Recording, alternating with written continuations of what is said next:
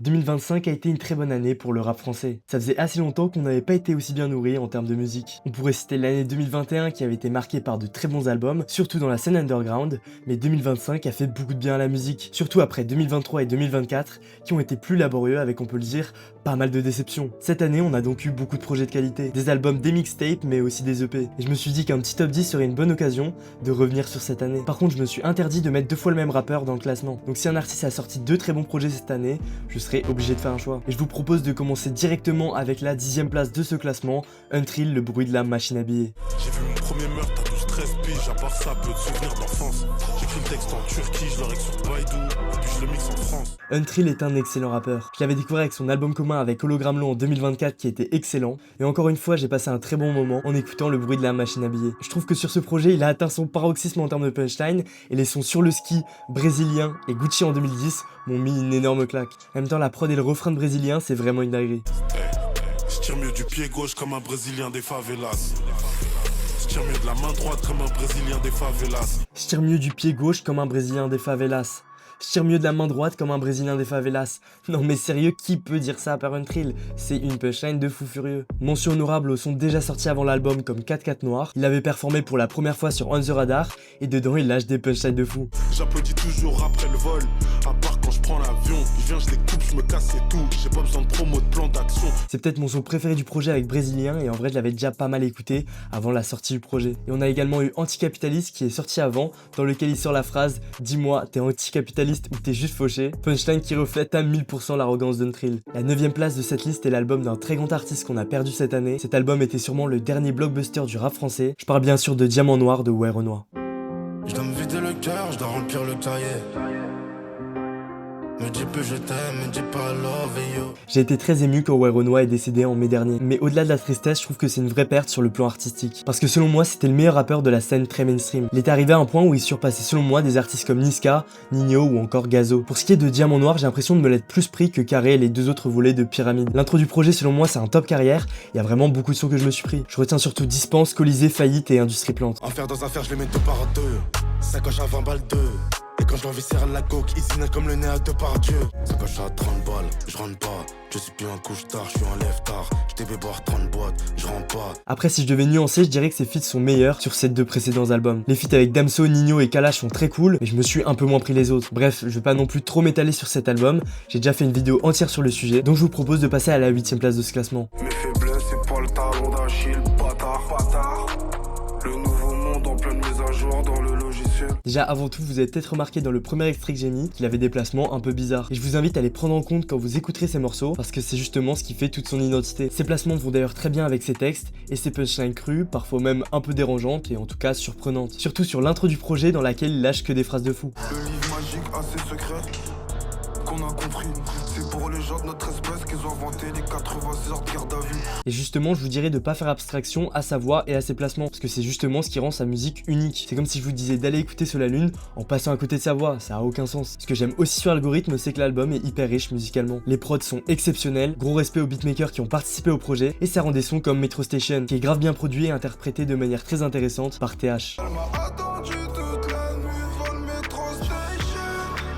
Je crois que mon son préféré du projet c'est Medusa. Déjà la prod elle est incroyable, on dirait qu'elle descend du ciel. Et aussi parce que TH traite de différents sujets. Il parle des meufs comme sur beaucoup de sons du projet, en disant dans le refrain par exemple que les jolies filles lui font penser à Medusa, qui dans la mythologie pétrifie tout mortel qui croit son regard. Mais il lâche aussi des punchlines sur lui ou sur des sujets plus politiques ou de société. Il dit par exemple que les turbulences sont les mêmes en première ou en classe affaires, ou encore qu'il a pas entendu parler des tirailleurs lors de ses cours d'histoire à l'école. C'est pas la course à l'espace qu'ils sont en train de faire, c'est la course aux conséquences. Y'a pas que les coups d'opinel qui laissent des séquelles. Et on continue avec le top 7, Favé. Non je rigole, en plus c'est dépassé, je suis bloqué en 2025, ça va pas du tout. Non, on peut passer au vrai top 7 de cette vidéo.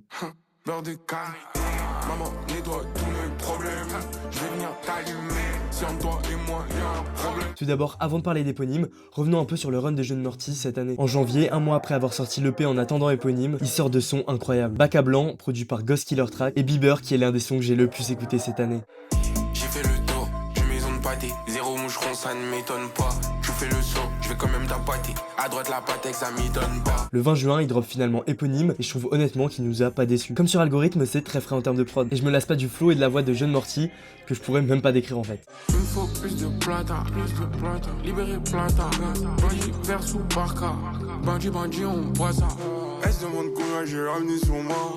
Elle se demande combien j'ai bring. C'est dommage, ton combien t'es bête à raquer pour moi. Mais après, faudrait pas résumer Jeune Morty qu'à son flow, parce qu'il écrit aussi très bien. Il y a deux graves bonnes punchlines. J'en avais un peu parlé sur TikTok, mais Éponyme me fait un peu penser à l'album Ateaba de Joke, sorti en 2014. Que ce soit les influences ou même la DA du projet, je trouve que les deux ont pas mal de points communs. On peut maintenant passer au top 6. Tu connais quoi de l'oppression, fils de timbre, t'y connais rien. Demande au môme, ça fait quoi d'être homo quand t'es collégien. Je vous préviens tout de suite, je vais pas trop développer sur le projet parce que l'album a déjà été essoré dans tous les sens. Tout le monde en a parlé sur YouTube et TikTok, mais pour ceux qui seraient passés un peu à côté du projet, laissez-moi vous dire pourquoi il est autant marquant et important pour le rap français. Dans le fond d'abord, le fait d'aborder des thématiques ultra tabous dans le rap français, comme les VSS et l'homosexualité, ont fait que l'album est un peu apparu comme un ovni, et a permis je pense de libérer la parole sur certains sujets. Attention, l'album traite aussi d'autres thèmes, comme les avances faites par les maisons de disques aux artistes. Rends-toi compte, ça voulait me signer pour 30 balles. 30 balles, c'est ce que j'ai fait les 6 mois qui suivent. 30 balles, c'est même pas l'année de mon père à l'usine. 30 balles, c'est même pas ce que je vais donner aux petits. La forme du projet, quant à elle, est aussi très qualitative, avec les prods de fou de Néofront et les jeux de voix et les flows de Petite Sœur FM Togo. Communiste pour les miens, capitaliste pour le blé.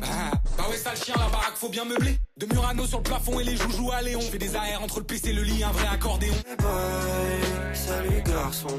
Comment ça va, moi j'ai niqué ma vie par passion. Et je trouve ça aussi assez fou et en vrai grave cool que cet album ait dépassé en termes de vente des projets d'artistes on va dire assez mainstream. Voilà, je pense que le meilleur moyen de se faire son avis c'est tout simplement d'aller écouter le projet. Je pense que le propos est assez clair quand on se concentre sur les paroles. Ils tiennent des propos dénigrants sur nos frères, sur les migrants. Les rois du monde, ils sont délirants. Y'en a même un qui veut bombarder l'Iran. C'était très dur de trancher entre Drôle d'oiseau d'Isha et Bitume Caviar volume 2 de Limsa Dolné et d'Isha. Parce que comme j'ai dit en intro, je peux pas mettre deux projets d'un même artiste. Mais finalement j'ai tranché, c'est Bitume Caviar volume 2 qui mérite cette place dans la vidéo. Le micro il est bien réglé. Le volume il est bien réglé. En fait ce projet est trop cool parce qu'il réunit tout ce que tu peux kiffer en tant qu'auditeur de rap. Des bonnes prods et des bons rappeurs. Les deux sont trop techniques, ont un flow et des punchlines de fou. Le premier volume était selon moi l'un des meilleurs albums communs all time. Après God de Nino et Niska évidemment. Je rigole à rattraper pas ma veste. Et avec le volume 2 il montre encore une fois que la connexion marche trop bien. Comme je l'ai dit dans le projet il y a des bêtes de punchlines mais toujours très profondes. Et parfois même très touchantes. Comme celle de Limsa sur Népal dont le vrai nom est Clément. J'espère que le physio du paradis sera Clément et qui me laissera retrouver le frère de la sœur à Clément. On peut maintenant passer au top 4 avec un album dont j'ai été étonné qu'on parle si peu. Au-dessus de moi y'a Dieu, c'est pour ça que j'arrête pas d'apprendre. Parfois les gens me comprennent mieux que moi-même, j'arrive à me comprendre. J'ai beaucoup aimé l'écriture de Youssoupha dans Amour Suprême. J'avais limite l'impression d'écouter un podcast parce que je trouve qu'il s'adresse vraiment à l'auditeur quand il interprète ses textes. J'ai l'impression qu'il y a un peu un délire de transmission dans l'album et j'ai surtout trouvé le projet très touchant. Il a pas honte de parler de ses erreurs et de ses défauts, comme on le voit sur le titre Faire mieux dans lequel il énumère justement ses faiblesses et ses regrets. Au chagrin d'amour, à leur douleur incomparable. Aux mères à qui on a foutu la honte au poste ou au parloir. Et en plus il est méga féministe. Dans Dieu est grande sorti avant l'album dédié à sa fille Imani, comme il l'avait fait sur Mon Roi en 2021 pour son fils, il donne des conseils bienveillants à sa fille. Ce qu'on n'a pas forcément l'habitude de voir sous cet angle dans le rap français. Moi je suis le genre de père un peu à l'ancienne. J'ai connu ta mère avant d'avoir une vie. J'ai eu un garçon mais dans ma tradition la vraie bénédiction c'est d'avoir une fille. Les 13 titres de l'album ont été enregistrés aux 4 coins du monde. Dakar, Miraval, Montréal, Abidjan, Bruxelles, Kinshasa et Paris. Et je trouve que ça se ressent un peu parce que la musique dans le projet a un côté très organique. Il y a différents instruments et différentes influences et pas mal de chœurs et de voix sur certains morceaux. Je suis d'accord avec ceux qui disent qu'Amour Suprême est l'album le plus touchant de sa carrière, mais c'est loin d'être le meilleur selon moi. N'oublions pas le classique qui nous a sorti en 2015. On peut maintenant entrer dans le top 3, la crème de cette année selon moi. C'est la fin du monde, y'a celle qui tombe sur nos têtes, personne n'a vu. C'était écrit dans les livres, mais malheureusement personne n'a lu. Déjà Bouchy a l'une des voix et l'un des flows que je préfère dans la français, donc à chaque fois qu'il sort des bails je suis assez client. Sur l'album il y a des inspirations très ricaines comme souvent dans la discographie de Bouchy, mais j'ai vu qu'il y avait des gens qui lui reprochaient d'être pas ouf en termes d'écriture, mais je trouve justement qu'il écrit un peu comme les ricains, et on lui ferait certainement pas ce reproche s'il rappait en anglais. J'ai vraiment kiffé ce projet parce qu'il est très agréable à écouter. Les prods sont diversifiés, il y a plusieurs types d'ambiance, il y a des sons qui sont plus chantés, d'autres plus rappés, mais l'ensemble reste très cohérent donc je trouve que c'est impossible de s'ennuyer. En vrai je vais peut-être me répéter mais je trouve que la force de Bouchy c'est d'arriver à combiner les qualités du rap français et du rap américain, et ça se ressent beaucoup sur cet album, parce que t'as des prods un peu spé, originales qui sonnent assez ricaines, mais en même temps quand tu kiffes le rap français tu peux profiter de ses punchlines et de ses références. S'il a fait la brute à l'école, c'est parce qu'à la maison c'est des pires. Matrix c'est par tous les films, on dirait qu'il attend tous les jours que ça tire. J'aimerais aussi mettre en valeur le fait qu'il y a d'excellents feats. J'ai kiffé celui avec Koba, Ness, Suki, mais c'est surtout celui avec Green Montana que j'ai vraiment saigné.